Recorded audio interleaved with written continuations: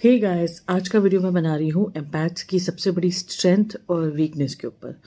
तो एम्पैथ्स की सबसे बड़ी वीकनेस होती है उनके इमोशंस। एक्चुअली हम दूसरे लोगों को भी अपने जैसा समझते हैं। वो लोग जो बोल रहे हैं उस पे हम बिलीव करते हैं कि ये पर्सन अगर ऐसा प्रॉमिस कर रहा है कि ऐसे ही रहेगा, ऐसे ही बिहेव करेगा या ये चीज़ मुझे ला करके देगा, और हम लोग उस चीज़ को बिलीव कर लेते हैं। जबकि जो नार्सिसिस्ट होते हैं वो झूठे भी होते हैं, वो गैसलाइट भी करते हैं, वो यूज़ करते हैं। तो बाउंड्रीज़, मैंने बोला था मैं बाउंड्रीज़ के ऊपर वीडियो बनाऊंगी। बाउंड्रीज़ ड्रॉ करने का सबसे बड़ा रूल ये है कि आप उनसे कुछ एक्सपेक्ट नहीं करोगे कि तुम चेंज हो जाओ। अगर वो चेंज हो जाते तो बात ही क्या थी। बाउंड्रीज़ ड्रॉ करने का ये मतलब है कि भाई ये बिहेवियर तुमने मेरे साथ किया ना, तो तुम्हें मेरी ना एनर्जी मिलेगी, ना तुम्हें मेरी प्रेजेंस मिलेगी, और ना ही मेरे इमोशंस मिलेंगे। देखो, अगर आप नार्सिसिस्ट से अलग होके अलग रहने लग गए तो उससे अच्छा तो कुछ ऑप्शन हो ही नहीं सकता। बट फिर भी आपको हील होने की ज़रूरत है। एंड ऑफ कोर्स किसी नार्सिसिस्ट को समझना, इमोशनल इंटेलिजेंस को डेवलप करना हर किसी के लिए ज़रूरी है। तो नार्सिसिस्ट को समझाने के लिए सबसे अच्छा एग्जांपल ये है कि मान लो एक नार्सिसिस्ट है या मैं हूँ। मैंने एक ड्रेस खरीदी, बहुत सुंदर ड्रेस है, मुझे दिवाली पे पहननी है। मैंने उसको बहुत अच्छे से पहना, सब लोगों को दिखाया, फ़ोटो खिंचवाई। उसके बाद में मैंने उस ड्रेस को साइड में रख दिया। तो नार्सिसिस्ट भी वैसे होते हैं, जब उनको आपकी ज़रूरत होगी वो चार लोगों को आपको शो ऑफ भी कर देंगे, आपसे अच्छे से बात भी कर लेंगे, आपको प्रोमिस भी कर देंगे, और उसके बाद में भाड़ में जाओ।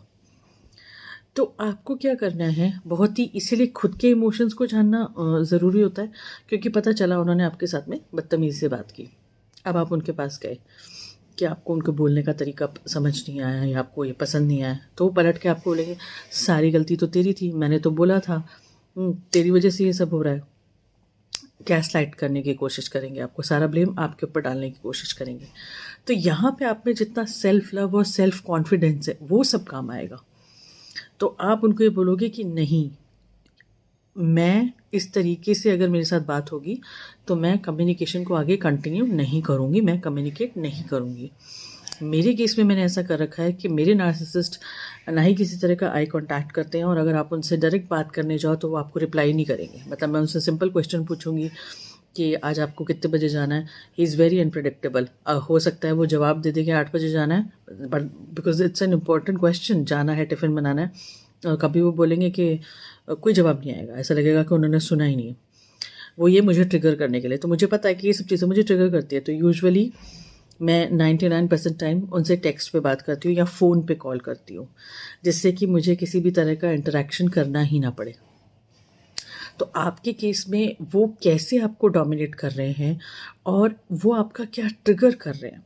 अगर वो आपका ये ट्रिगर कर रहे हैं कि ये पर्सन मुझे आपको लगेगा कि यार मैंने बाउंड्री ड्रॉ करी, मैंने ऐसे ऐसे बोला तो ये पर्सन मुझे छोड़ के चला जाएगा, फियर ऑफ अबेंडनमेंट, या फिर डर, फियर ऑफ देम कि मैंने ऐसे से बाउंड्री ड्रॉ करी तो ये पर्सन मेरे को कुछ कर देगा, तो उन डर के ऊपर आपको काम करना है।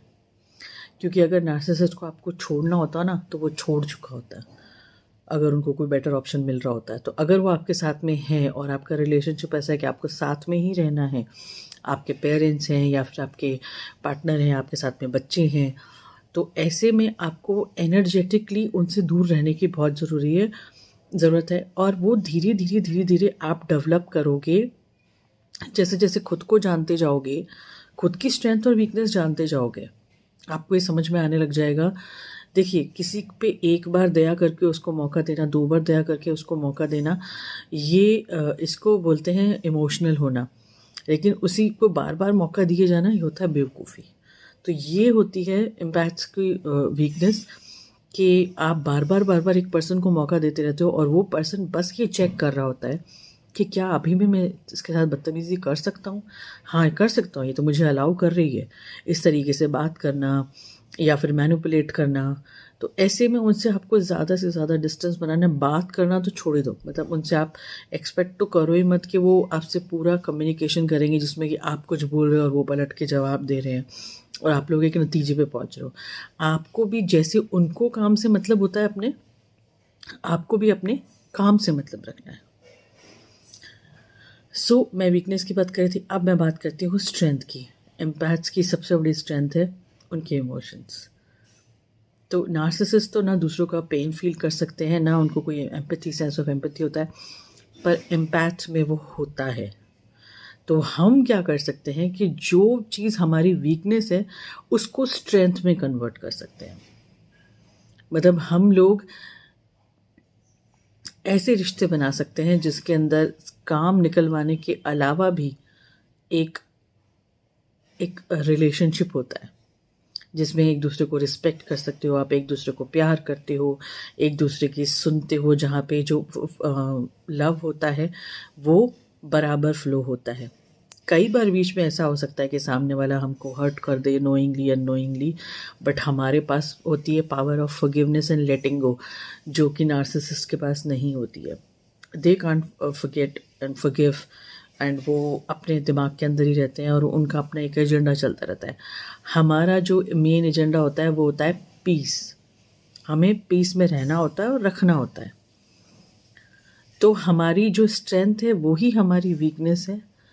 बस हमको बस ढंग से अपने इमोशंस को नेविगेट करना सीखना है।